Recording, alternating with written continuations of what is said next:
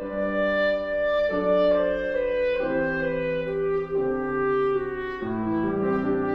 let's talk about the fear of awakening. Seems like an odd thing to talk about. You would think that, um, especially if we've spent a great deal of time chasing after awakening, that if we got close to it, the last thing that we would experience would be fear. It would be excitement, delight, happiness that we're getting closer. Hooray. What can happen often is when we first get into spirituality, it's all fun and games, right? Everything's new.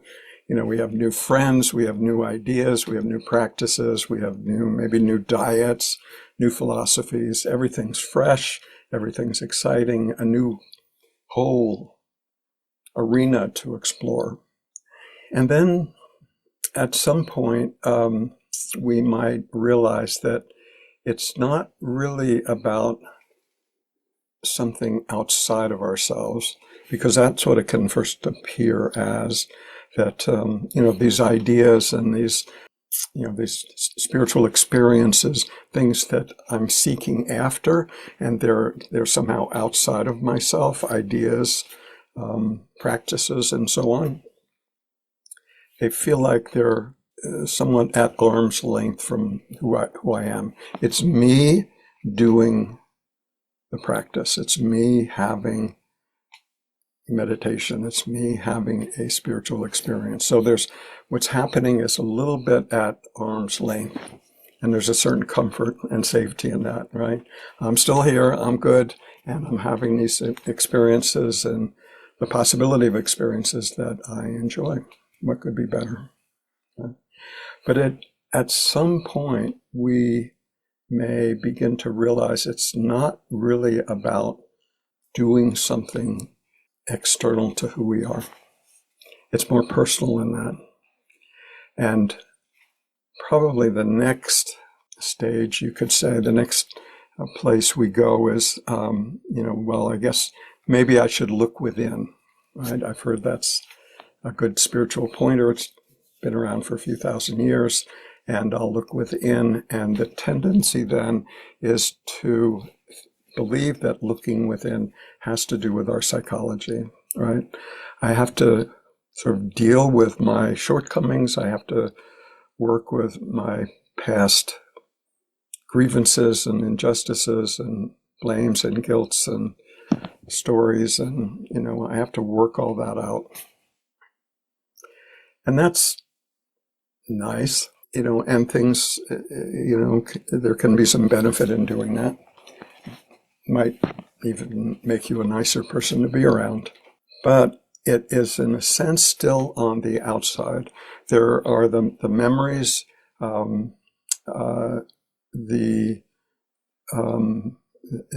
guilts and the shames and the trauma and the unforgivenesses and etc., that feel like very much a part of who I am, but still there's something that calls that into current consciousness, right?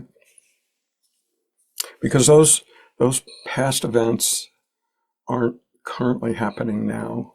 The conditioning, the conclusions that we may have drawn from those events may color how we act in this moment. That's true. But the actual events are not happening in this moment. So in that sense, there's the memory of events, and there's something that's conscious of those memories. So what's conscious of those memories is not actually tainted by whatever happened in the past.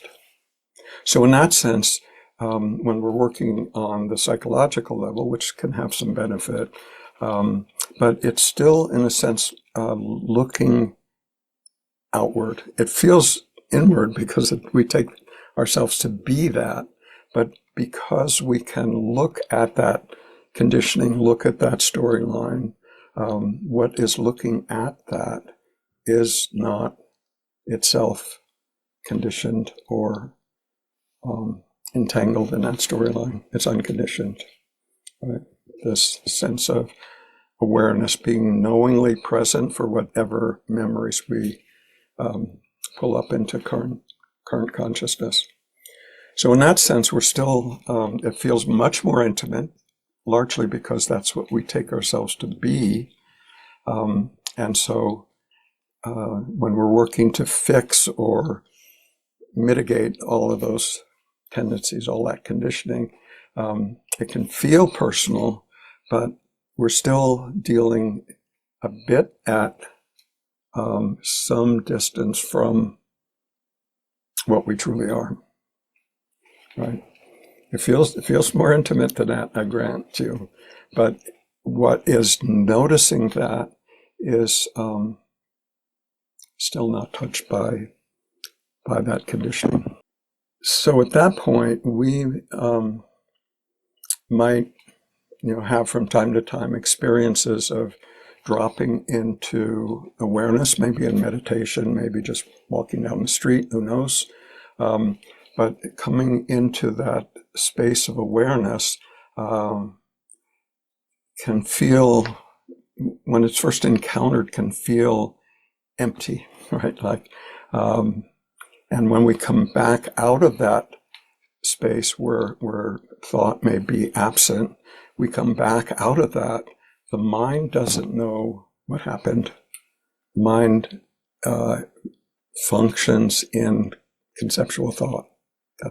It does other things, I know also, but what we're talking about here is the conceptual thinking process of the mind. And so when we come back out of that spaciousness of awareness, the mind can get scared. Fear can arise, like, I don't know what that was, but it feels like that was dangerous territory. So fear can arise, and in the normal everyday world, when we experience fear, the body's been conditioned over the eons to understand that when we have that sensory experience of fear, that it's something, we need to be cautious. Maybe we need to run away. There's danger afoot here. So whether real or believed to be real, but either way, that sense of fear is justified. But in the spiritual journey, it's a little bit different, because when we get to the point that we're talking to, where we recognize this awareness that is beyond the conceptual realm of the thinking mind, when we come back to the thinking mind, like, oh my gosh, I've just been without thought for who knows how long, some period of time, and I don't know what that was, and the mind can get spooked.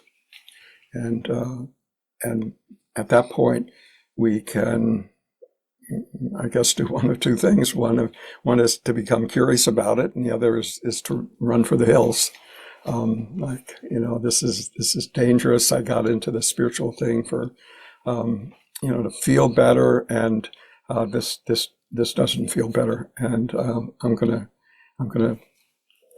retreat here. So this sense of fear, in that sense, is a sign that we're getting closer to the recognition of what we truly are. The fear isn't required, but when it happens at this point that we're talking about, it is something that, if we use it correctly, should draw our curiosity in. Like, I wonder what that was that the mind decides it's fearful of. So the reason that the mind becomes fearful of that space is that it doesn't understand it. Like I say, the mind thinks in conceptual thought. Thought is composed of words. All words are conceptual. You put the words together in a sentence, it's still conceptual. No matter how profound or poetic that sentence is, it's still a concept about something that's real. And the issue here is that awareness is not conceptual. It can't be reduced to a thought. It can be, but it won't be anywhere close to what it actually is. So the mind, it's good to know that when we encounter that spaciousness, that immensity of awareness, especially awareness that's absent of thought, that when we come back, the mind can have this reaction. It's good to know that. So the mind's used to being the one in charge, right? The one that knows how things are. And suddenly it is exposed to something that it doesn't know and can't know. The mind will never understand awareness. The awareness can understand the mind, but the mind cannot ever understand awareness. So this awareness,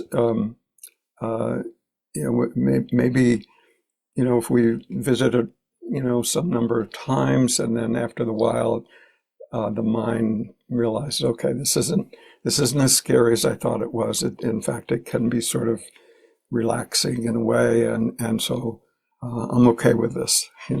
So we may find ourselves going into awareness and coming back out into our normal everyday consciousness, and back and forth for a while, maybe for an extended period. Right. But maybe we become more comfortable with that. It's sort of like, okay, this is one of the benefits of meditation. I can see that, I can get used to this. I can always come back to the thinking mind and know myself in that way. But then at some point, this is where it gets worse. At some point, we might suspect at first that this awareness that seemed personal is not. Doesn't mean that it's distant or separate. Couldn't be that. It's in fact the most intimate thing in ourselves. The most intimate sense of I or me is this sense of awareness. And so the sense of awareness is impersonal. It doesn't mean that it's distant or doesn't like you or anything like that. It's just because we're talking about the one awareness, the one, let's say, universal awareness functioning through each of these individual forms. It's not personal in that sense, and yet it's still the most intimate thing about us. And when we say I or me, it's what we are actually referring to. But we think we mean, no, me, this body, mind, this separate sense of self. That's what I mean. But it's not. So at this point, when we come to suspect or realize that there's no individual personal self at home, again, we can either run away in fear, like, oh my gosh, how terrible. Or we can realize what a liberating discovery that truly is.